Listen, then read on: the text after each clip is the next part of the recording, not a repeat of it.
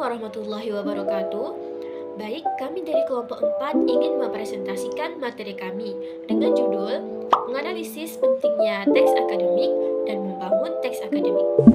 Sebelumnya kami mengucapkan terima kasih kepada Profesor Dr. Hajah Hasnah Faizah AR, Magister Hum, selaku dosen pengampu mata kuliah Bahasa Indonesia.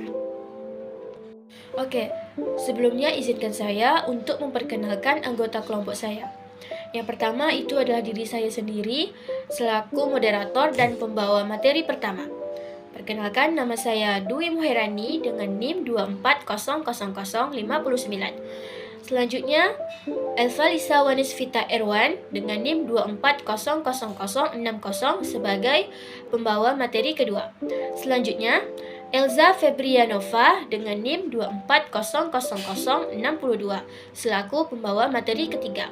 Dan selanjutnya, Elsa Natasha Siregar dengan NIM 2400061 sebagai pemateri keempat. Saya akan melanjutkan tentang pembahasan materi yang diawali dengan apa itu teks akademik. Teks akademik adalah jenis tulisan yang digunakan dalam lingkungan pendidikan atau ilmiah yang bertujuan untuk menyampaikan informasi, gagasan, atau argumen secara sistematis, logis, dan berdasarkan bukti atau penelitian. Teks ini biasanya ditulis dengan bahasa yang formal, objektif, dan bersifat analitis. Apa saja jenis-jenis teks akademik? Yang pertama itu ada artikel ilmiah, yakni laporan ilmiah atau kajian penelitian yang dipublikasikan dalam jurnal akademik. Biasanya hasil penelitian asli atau ulasan literatur. Kemudian yang kedua, esai teks akademik, yang memaparkan argumen atau analisis mendalam mengenai suatu topik tertentu. Biasanya digunakan untuk tugas atau ujian di perguruan tinggi. Kemudian selanjutnya ada makalah, yakni tulisan akademik yang memaparkan suatu topik tertentu, baik untuk tugas kuliah atau seminar, dengan lebih ringkas dibandingkan skripsi atau artikel jurnal. Selanjutnya yang keempat, skripsi, tesis, ataupun disertasi, yakni karya tulis ilmiah yang dibuat sebagai syarat kelulusan di perguruan tinggi, yang memuat hasil penelitian mahasiswa di tingkat sarjana berupa skripsi, magister, tesis, atau doktoral, yakni dalam bentuk disertasi. Kemudian selanjutnya, laporan penelitian, yakni teks yang menyajikan hasil penelitian secara sistematis dan lengkap, mulai dari latar belakang, metode, hingga hasil dan kesimpulan. Selanjutnya yang keenam ada review artikel. Review artikel atau disebut juga artikel tinjauan adalah tulisan yang berisi evaluasi kritis dan komprehensif terhadap sejumlah penelitian atau literatur yang sudah diterbitkan dalam suatu bidang tertentu. Tujuan dari review artikel adalah untuk memberikan gambaran umum tentang perkembangan terakhir, tren, teori, dan hasil penelitian dalam topik tertentu. Selanjutnya, buku akademik, yakni tinjauan kritis atas buku akademik atau literatur ilmiah yang berisi ringkasan dan evaluasi isi buku tersebut. Apakah teks akademik itu penting dan mengapa? Ya, teks akademik sangat penting dalam dunia pendidikan dan penelitian karena beberapa alasan berikut. Pertama, sumber pengetahuan yang terverifikasi. Kedua, pengembangan pemikiran. Ketiga, pengkomunikasian gagasan ilmiah. Keempat, standar bahasa dan penulisan formal. Dan terakhir, mendukung inovasi dan kemajuan ilmu pengetahuan.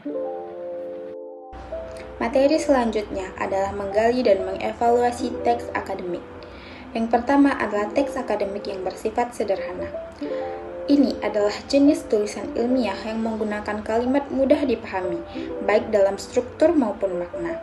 Teks ini biasanya terdiri dari kalimat simpleks atau kalimat satu aksi dan kalimat kompleks atau kalimat yang lebih dari satu aksi untuk menyampaikan informasi secara jelas dan logis. Tujuannya agar pembaca dapat memahami isi teks dengan mudah tanpa kebingungan akibat penggunaan bahasa yang rumit. Selanjutnya adalah teks akademik padat informasi. Ini adalah jenis teks akademik yang dirancang untuk menyampaikan informasi secara efektif dan efisiens melalui informasi. Dalam teks akademik ini didapatkan melalui penggunaan kata simpleks atau kalimat yang hanya mengandung satu aksi.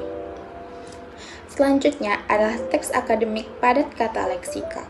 Ini adalah jenis teks akademik yang memiliki banyak kandungan kata-kata leksikal seperti nomina atau kata benda, verba atau kata kerja, dan adjektiva atau kata sifat. Hal ini menunjukkan bahwa teks akademik lebih fokus pada penggunaan kata yang memiliki makna jelas dan spesifik daripada kata struktural seperti konjugasi, kata sandang, dan lain-lain. Yang selanjutnya adalah teks akademik yang banyak memanfaatkan nominalisasi. Ini adalah jenis teks akademik yang menggunakan proses pengubahan kata non-benda menjadi kata benda untuk mendapatkan informasi. Nominalisasi ini dilakukan untuk mengungkapkan pengetahuan dengan lebih ringkas dan padat. Contohnya adalah mengubah kata marah menjadi kemarahan. Selanjutnya, teks akademik yang banyak memanfaatkan metafora gramatika melalui inkongruen. Ini adalah jenis teks akademik yang menggunakan pergeseran dari suatu jenis leksis ke leksis lain atau dari tatanan gramatika yang lebih tinggi ke tataran gramatika yang lebih rendah. Metafora gramatika ini terjadi pada ungkapan yang inkongruen, yaitu ungkapan yang tidak sesuai dengan struktur gramatika yang biasanya digunakan dalam bahasa sehari-hari. Contohnya, karet berhenti tumbuh sebab hama menyerang. Kata karet diubah dari kata benda menjadi subjek yang melakukan tindakan. Poin F. Teks akademik banyak menggunakan istilah teknis. Istilah teknis merupakan istilah yang digunakan untuk mengaplikasikan nomina yang dibangun melalui proses nominalisasi. Istilah teknis merupakan bagian yang sangat penting dalam teks akademik. Poin G. Teks akademik bersifat taksonomi dan abstrak. Taksonomi ini sendiri memiliki arti ilmu yang mempelajari tentang identifikasi, tata nama, dan klasifikasi suatu objek. Teks akademik juga termasuk hasil pengubahan kegiatan yang dilakukan sehari-hari menjadi teori. Oleh karena itu, teks akademik juga disebut dengan teks abstrak. Poin H.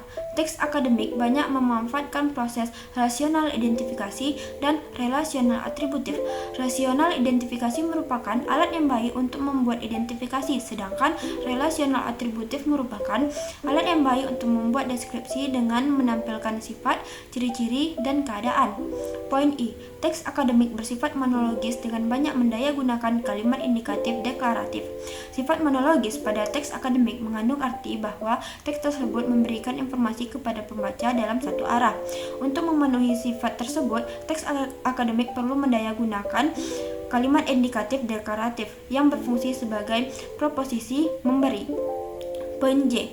Teks akademik memanfaatkan bentuk pasif untuk menekankan pokok persoalan, bukan pelaku, dan akibatnya teks akademik menjadi objektif, bukan subjektif.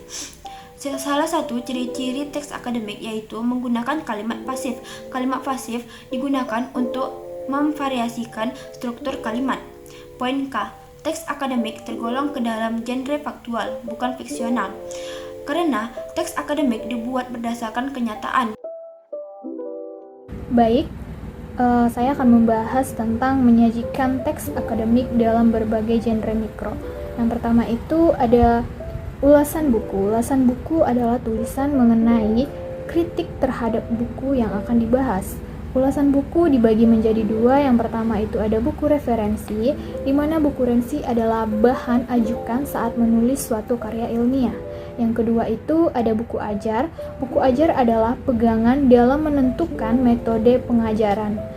Yang kedua ada proposal. Proposal adalah susunan rancangan penelitian yang biasanya digunakan dalam lingkungan akademik yang kemudian menjadi skripsi, tesis, atau disertasi. Yang ketiga itu ada laporan. Laporan dibagi menjadi dua. Yang pertama itu ada laporan penelitian di mana strukturnya yang lebih baku. Yang kedua itu ada laporan kegiatan di mana strukturnya yang lebih luas. Yang terakhir itu ada artikel ilmiah. Artikel ilmiah adalah hasil karya yang diproses dari kegiatan menulis. Artikel ini dibagi menjadi dua. Yang pertama artikel penelitian, yang kedua ada artikel konseptual.